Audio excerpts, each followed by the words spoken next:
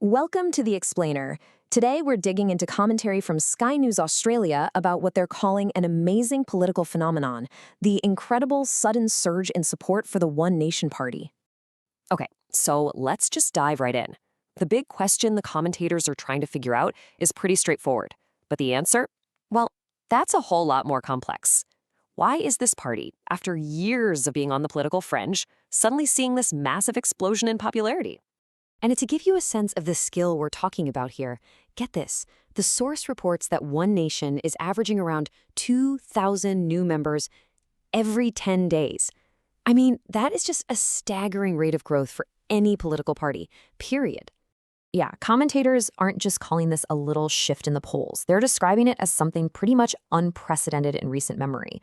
We're talking about a party that has gone from registering really, really low support to, in some state polls, actually leading the pack. Now, you might be thinking, okay, this is just a protest signal, right? People are just fed up and telling pollsters that. And while they acknowledge that's part of it, the argument is that something deeper seems to be happening here. They think it's actually energizing a whole new political base.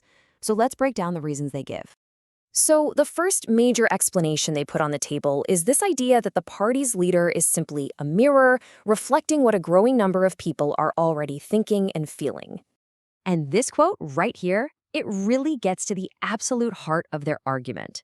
The feeling is that voters are hearing their own unspoken frustrations, their own beliefs about where the country is headed, and finally hearing them said out loud. Now, this is where it gets really, really interesting when you look at the data behind this surge. A whopping 79% of these new members have never, ever joined a political party before. So think about that.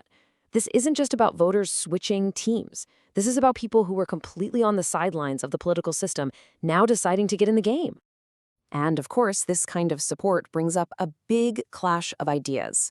The source points out that while critics often slam this kind of movement, calling it the sin of populism, these commentators are framing it completely differently.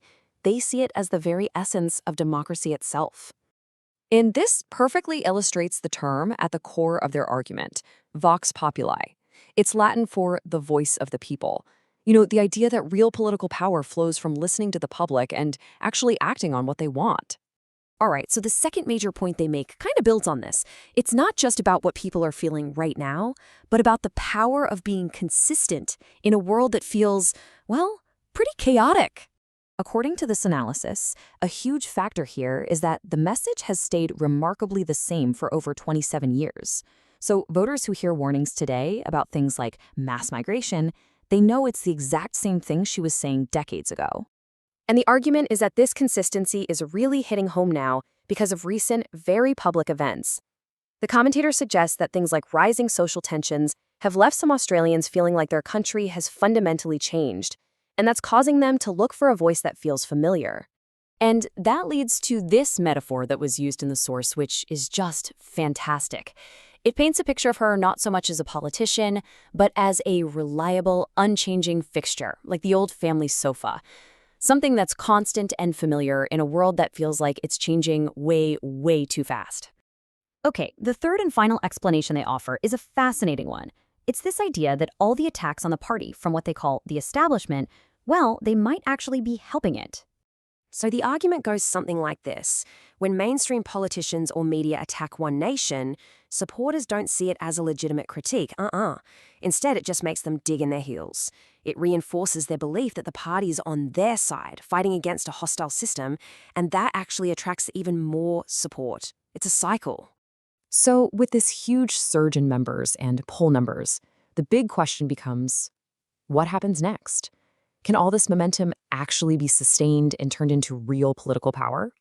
But, and this is a big but, they are very quick to add a note of caution here. All this support is, for now anyway, just theoretical. It's in polls, it's in membership signups, but as they put it, the air could go out of the balloon very quickly if it doesn't actually translate to votes. And here are the real tests they're all watching. Upcoming by-elections, the big state election in South Australia. These are going to be the first true signs. Ultimately, it all comes down to this.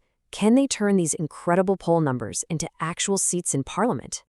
And that leaves us with the final, massive question hanging over this whole analysis. Is this surge just a temporary protest vote? A flash in the pan born out of public frustration? Or are we actually watching the beginning of a major, long-lasting realignment in the Australian political landscape?